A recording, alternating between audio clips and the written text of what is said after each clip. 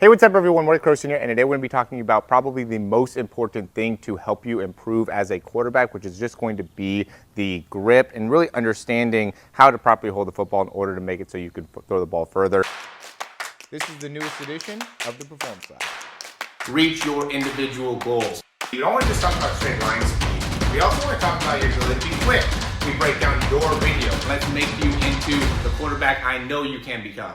Going to really go in depth into the right finger position when you're holding the ball and really where the hand should be situated in order to have the most success both when throwing the ball underneath and when throwing the ball deep. But before we get into that, I do want to talk briefly about the ball size just because I work with a lot of youth quarterbacks and I see this common thing where a lot of people want to really quickly kind of progress the ball size, right? Get to a bigger ball faster. And I don't think that's a great idea just because of the grip, right? So with the bigger the ball, and especially for younger athletes when their hands are smaller, now you end up having to sacrifice or compromise your ability to grip the ball to be able to just be able to hold it, right? So the idea for when you're throwing the ball is you want to be able to grip, you want to be able to grasp the actual football. So if you're having a hard time even just holding the football, then that's going to make it a lot more difficult for you to throw it. Even if, let's say, next season you're going to be using a bigger ball, let's say you're going to be going up a size, stay with the smaller ball until maybe the week of playing that game would be my recommendation. So then you continue to have the right positioning within the hand. In general, I would recommend slowly progressing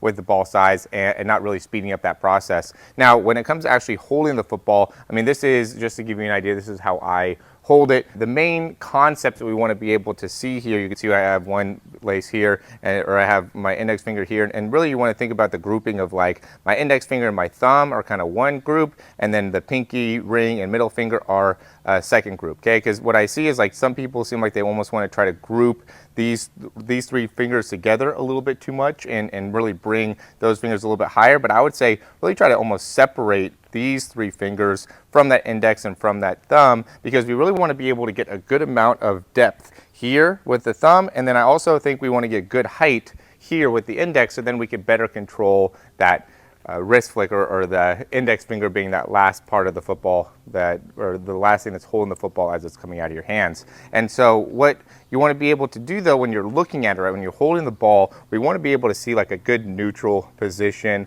within the wrist.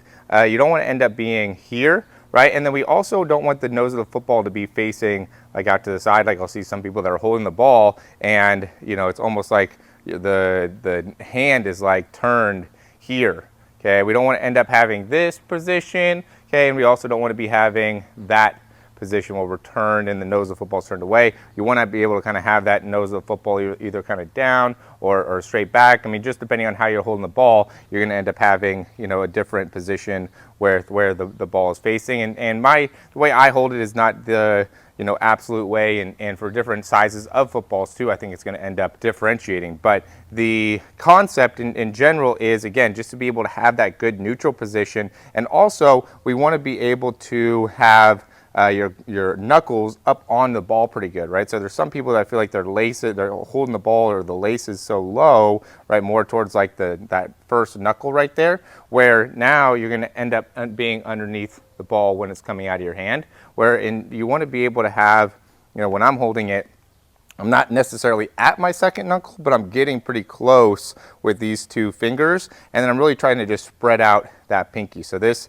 finger ends up being in the second lace, and then my in between like the second and third lace, and then my pinky finger is in like the fifth and sixth lace there. So just to give an idea of how we're trying to spread out the hand. I don't necessarily have big hands either, so you know, like this is something that I would say probably a lot of people should be able to easily get to, and you can maybe even spread out a little bit further. I'm big on just like getting as much kind of width as you can, so then you have better control when you're holding the football. Now, you know, I've seen the video that I'm sure everybody has seen that's watching this, where they talk about having this gap in your palm, and I do think that gap is, you know, something that you do want to have. But I do also think that when it's a smaller football, you might not necessarily have that gap because the ball is so small. Like when I hold some of those youth balls, it just seems like that the ball just kind of fits right onto my hand perfectly. So you don't want to just go off of that. When you watch that video, the size of the ball is obviously like a high school ball or above, college, professional, something like that. It's not one of those youth balls. So don't look at that, especially if you're using a youth ball. You don't need to worry so much about that gap. When you're using a bigger ball, I think that gap's just naturally going to be there because you have to grip it with so much of a spread with your index and thumb, right? But that's something that is, I think, definitely under in terms of priority, things like the position of the wrist, right? Not being bent here. You definitely want to be too much like that, but I've never really seen anybody be like that when they're holding the ball. Usually it's more that position. So make sure we're in a good neutral spot. And then we want to even be somewhat neutral here, can maybe be slightly back here. We just don't want to be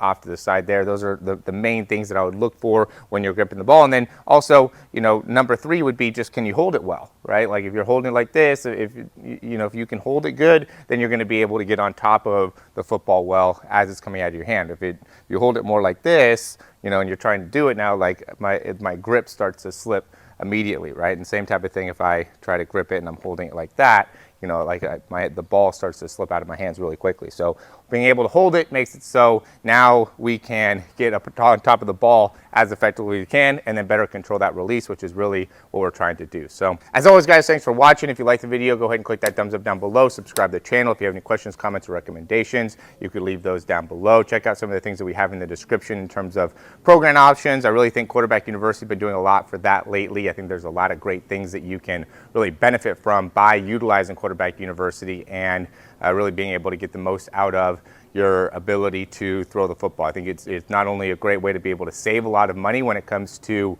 having a program that really gives you a straightforward way of being able to do simple things like this. Just how to grip the football, how to shift your weight, things like that are really important, and things that I don't think go as much in depth as a lot of quarterbacks need. And so that's why I created a whole program of just a ton of information that helps you, which is why I created a program that just gives you a ton of information for what it is that you can do to improve as a quarterback, drills, exercises, just overall concepts, things that will just really make it so you can take your game to the next level. So again, if you like the information, click that thumbs up down below, subscribe to the channel, and we'll talk to you soon.